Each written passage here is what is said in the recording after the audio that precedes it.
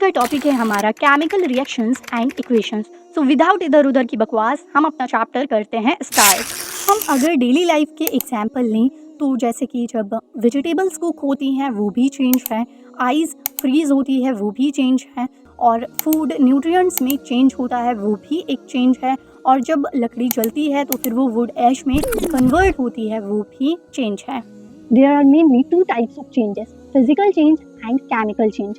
Physical change वो change होता है जिसमें सब्सटेंस की फिजिकल प्रॉपर्टीज ही चेंज होती हैं और ये टेम्परेरी होता है, जैसे कि evaporation of water, freezing of water, melting of ice.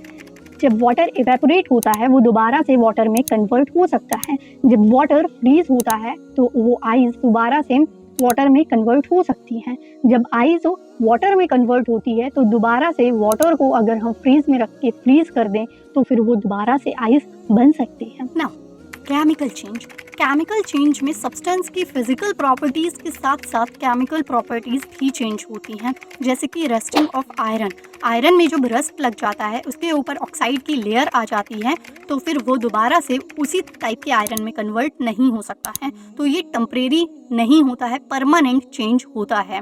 Digestion of food, respiration, rotting of fruits, cooking of vegetables and food, ये सारे ही केमिकल रिएक्शंस हैं। जब कोई भी केमिकल चेंज हो रहा हो जैसे कि रस्टिंग ऑफ आयरन तो फिर वो केमिकल चेंज के साथ साथ वहाँ पर केमिकल रिएक्शन हो रहा है। केमिकल रिएक्शन के चेंजेस को समझने के लिए अब हम कुछ एक्टिविटीज करते हैं जो एनसीईआरटी ने दी हुई है। तो फर्स्ट एक्टिविटी में हमें मैग्नीशियम रिबन लेना है और उसको सैंड पेपर से रब करना है। ये इसलिए किया जा रहा है क्योंकि मैग्नीशियम रिबन के ऊपर एक बहुत ही स्टेबल लेयर होती है, मैग्नीशियम ऑक्साइड। वो जब तक रिमूव नहीं होगी मैग्नीशियम इस एक्टिविटी को नहीं कर सकता है। ओके, उसके बाद हमें मैग्नीशियम को रब करना है। आप तीन चीज़ ऑब्जर्व करेंगे। फर्स्ट, उस रिएक्शन में बहुत ज़्यादा हीट होगी, वाइट लाइट निकल रही होगी और वाइट पाउडर मैग्नीशियम रिबन की ऐश नीचे कलेक्ट होगी जिसे हम मैग्नीशियम ऑक्साइड कहते हैं। सेकेंड एक्टिविटी में हमें लेड नाइट्रेट लेना है और उसमें पोटेशियम आयोडाइड ऐड करना है। आप ऑब्जर्व करेंगे कि इसमें येलो प्रेसिपिटेट फॉर्म हो रही है। इस एक्टिविटी में हमें कोनिकल फ्लास्क लेना है या फिर टेस्ट ट्यूब और उसमें जिंक ग्रेन्यूल को ऐड करना है। फिर उसके बाद हाइड्रोक्लोरिक एसिड उसमें ऐड करना है, सल्फ्यूरिक एसिड भी आप ऐड कर सकते हैं। तो इसमें हमें क्या ऑब्जर्व करने को मिलेगा कि हीट बहुत ज़्यादा रिलीज हो रही है जिसकी वजह से टेम्परेचर बढ़ रहा है और उसके बाद हमें देखने को मिलेगा कि H2 गैस रिलीज होगी विद अ पॉप साउंड। ये तीन एक्टिविटीज करने के बाद अब आपको काफ़ी ज़्यादा इजी फील होगा जब मैं आपको ये बताऊंगी कि केमिकल रिएक्शन में 5 टाइप के चेंजेस हो सकते हैं, जैसे कि formation of precipitate, evolution of gas, change in colour, change in state, change in temperature. चलो भाई, अब हम देखने वाले हैं केमिकल रिएक्शंस को हम लिखते कैसे हैं। तो हम एग्जांपल ले रहे हैं वही मैग्नीशियम रिबन वाला। हमने मैग्नीशियम रिबन लिया था तो मैग्नीशियम लिखेंगे, प्लस ऑक्सीजन लिया था, मतलब कोई भी चीज़ जब बर्न होती है तो इसका मतलब है कि वो ऑक्सीजन के साथ रिएक्ट कर रही है, तो ऑक्सीजन लिया था, फिर उससे बना था मैग्नीशियम ऑक्साइड। तो इस टाइप से कुछ लिखा जाएगा। जो जो चीज़ हम ले रहे हैं उसको प्लस करके लिखेंगे, उसको रिएक्टेंट बोलते हैं, लेफ्ट हैंड साइड पर लिखा जाता है, और प्रोडक्ट राइट हैंड साइड पर लिखा जाता है, जो चीज़ हमारी बन रही है। अब केमिकल रिएक्शन तो हमने पढ़ लिया, केमिकल इक्वेशन क्या होता है। तो केमिकल रिएक्शन को जब हम सिंबल्स की हेल्प से लिखते हैं तब हम उसे केमिकल इक्वेशन बोलते हैं, जैसे कि ये लिखा हुआ है। अब इसमें आप H2 पर गौर करें तो H2 में एक एरो ऊपर की बनी हुई है। इसका मतलब क्या है? इसका मतलब ये है कि गैस इवॉल्व हो रही है, निकल रही है। तो जब गैस इवॉल्व होती है तो हम कुछ इस टाइप के एरो का यूज़ करते हैं, और जब रिएक्शन रिवर्सिबल होता है, मतलब दोबारा से अपनी पुरानी फॉर्म में आ सकता है, तब हम ये वाली एरो का यूज़ करते हैं। अभी पिछले स्लाइड में मैग्नीशियम वाला जो रिएक्शन था वो बैलेंस नहीं था, लेकिन ये वाला बैलेंस है। तो जब हम केमिकल इक्वेशन को लिखते हैं तो ये भी ज़रूर ध्यान रखना चाहिए कि हमारा जो केमिकल इक्वेशन है वो बैलेंस रहे। तो चलिए बैलेंसिंग देखते हैं। Law of conservation of mass बोलता है, mass is neither created nor destroyed by chemical reactions और फिजिकल चेंज। मतलब कि मास को ना ही बनाया जा सकता है और ना ही डिस्ट्रॉय किया जा सकता है। इसका मतलब जितने एटम्स आपके लेफ्ट हैंड साइड पे होने चाहिए, रिएक्टेंट साइड पे होने चाहिए एलिमेंट्स के, कंपाउंड्स के, उतने ही एटम्स आपके राइट हैंड साइड में भी होने चाहिए। तो इसीलिए हमको ज़रूरी होता है कि हम इक्वेशन को बैलेंस करें। केमिकल इक्वेशन को बैलेंस करने के लिए हमें एक टेबल बनानी पड़ेगी। उस टेबल में हमें एक कॉलम एलिमेंट का, एक कॉलम रिएक्टेंट का, एक कॉलम प्रोडक्ट का। एलिमेंट्स में हम वो सारे एलिमेंट्स नोट डाउन कर लेंगे जो कि एक केमिकल रिएक्शन में है, जो हमें बैलेंस करना है।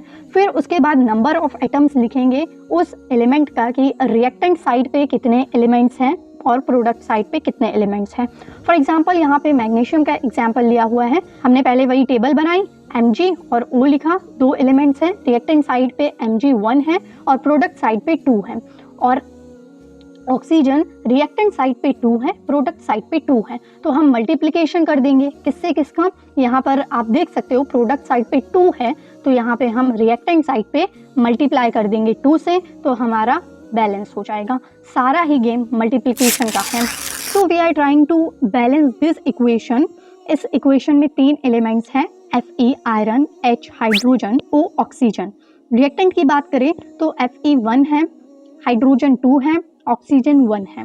प्रोडक्ट की बात करें तो Fe 3 है, हाइड्रोजन 2 है, ऑक्सीजन 4 है।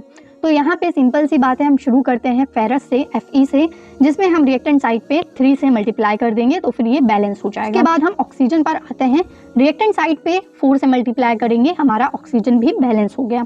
लेकिन जब हम ऑक्सीजन को बैलेंस कर रहे हैं तो फिर रिएक्टेंट साइड पे कितने हाइड्रोजन हो गए हमारे, 8 हाइड्रोजन हो गए। 4 2 जा 8, हम इस टाइप से इसको मल्टीप्लाई करते हैं। अगर शुरू में डिजिट है तो 4 2 जा 8 हाइड्रोजन हो गए। तो इसके लिए हमें प्रोडक्ट साइड पे 4 से मल्टीप्लाई कर देना होगा ताकि वहां पर भी 8 हाइड्रोजन हो जाए और हमारा इक्वेशन बैलेंस हो जाए। केमिकल रिएक्शंस को और भी ज़्यादा इंफॉर्मेटिव बनाने के लिए कभी कभी हम इक्वेशन में ये भी डालते हैं कि ये जो सब्सटेंस लिया गया है ये सॉलिड है, लिक्विड है, गैस है या फिर एक्वस सोल्यूशन है।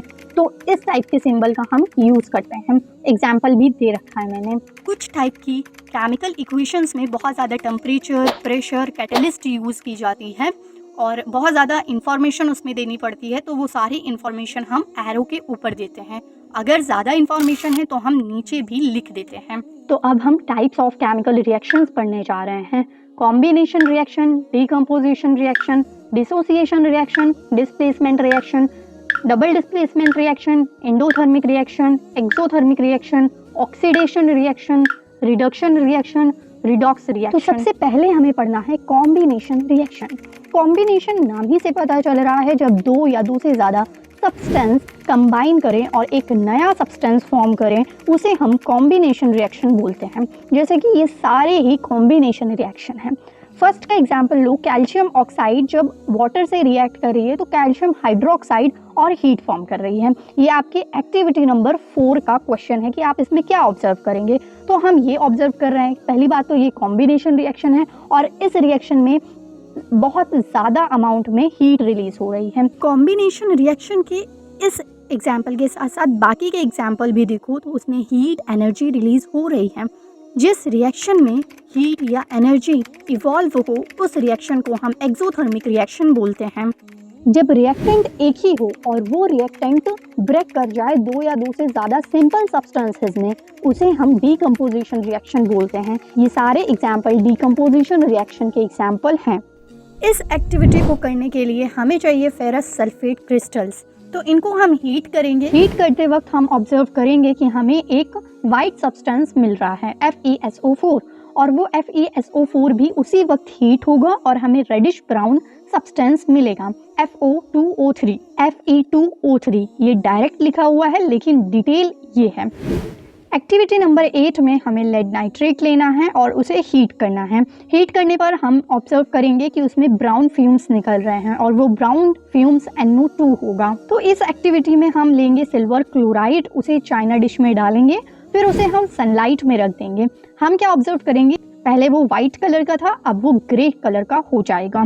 तो ये क्या हो रहा है अभी आप देखो। तो पिछली 3 एक्टिविटीज़ में जिसमें हमने रेडिश ब्राउन सब्सटेंस हमें मिला, जिसमें ब्राउन फ्यूम्स निकली और जिसमें ग्रे कलर का सब्सटेंस हुआ, ये सब क्या है, ये टाइप्स ऑफ डीकम्पोजिशन रिएक्शन है। 3 टाइप के डीकम्पोजिशन रिएक्शन होते हैं, thermal decomposition reaction, electro decomposition reaction, photo decomposition reaction. जिस रिएक्शन में हीट लग रही हो, हीट की हेल्प से वो सब्सटेंस टूट रहा हो, उसे हम थर्मल डीकम्पोजिशन रिएक्शन बोलते हैं। और जिस सब्सटेंस में इलेक्ट्रिक करंट की हेल्प से सब्सटेंस टूटता है उसे हम इलेक्ट्रो डिकम्पोजिशन रिएक्शन बोलते हैं।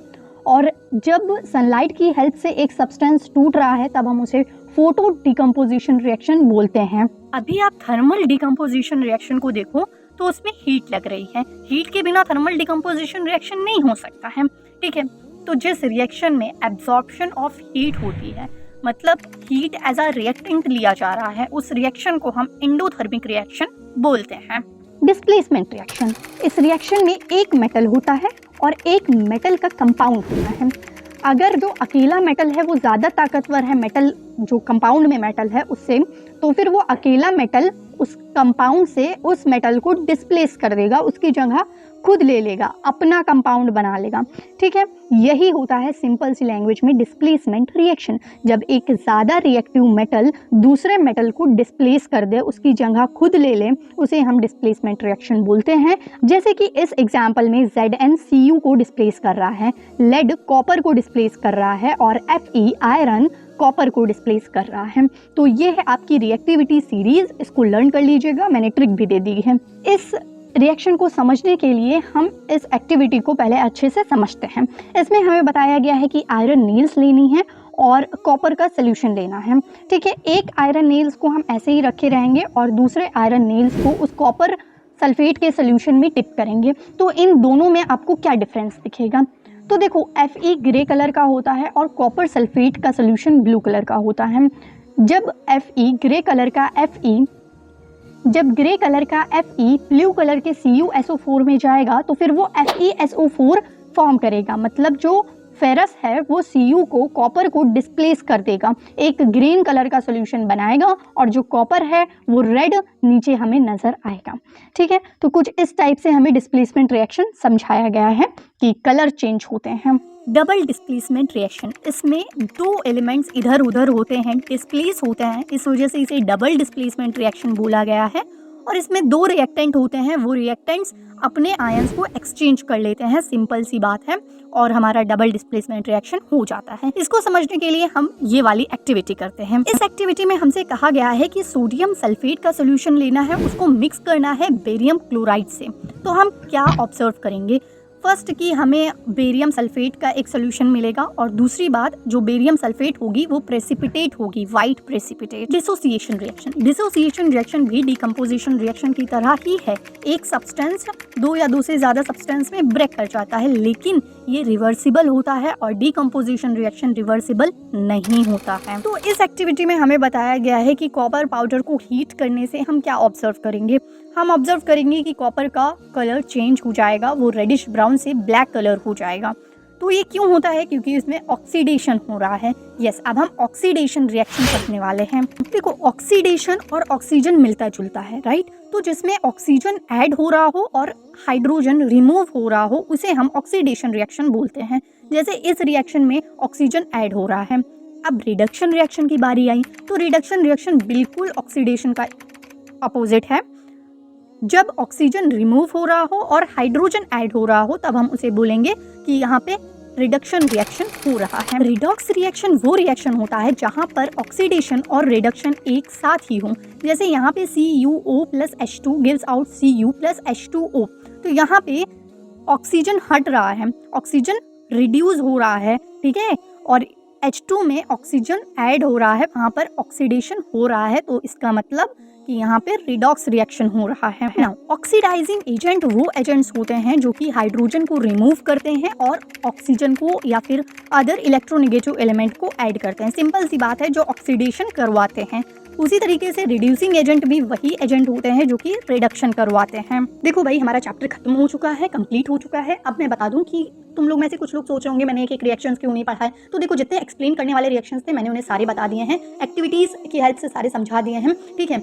अब वो सारे रिएक्शन मैंने इस वजह से नहीं बताया क्योंकि जब उसे लर्न ही करना है तो वो आपका काम है, आप लर्न कीजिए, ठीक है। मैं ये वीडियो छोटी से छोटी बनाना चाहती थी और ज़्यादा इन्फॉर्मेशन वाली बनाना चाहती थी। तो आई होप ये वीडियो आपको इन्फॉर्मेटिव लगी हो। Thanks for watching.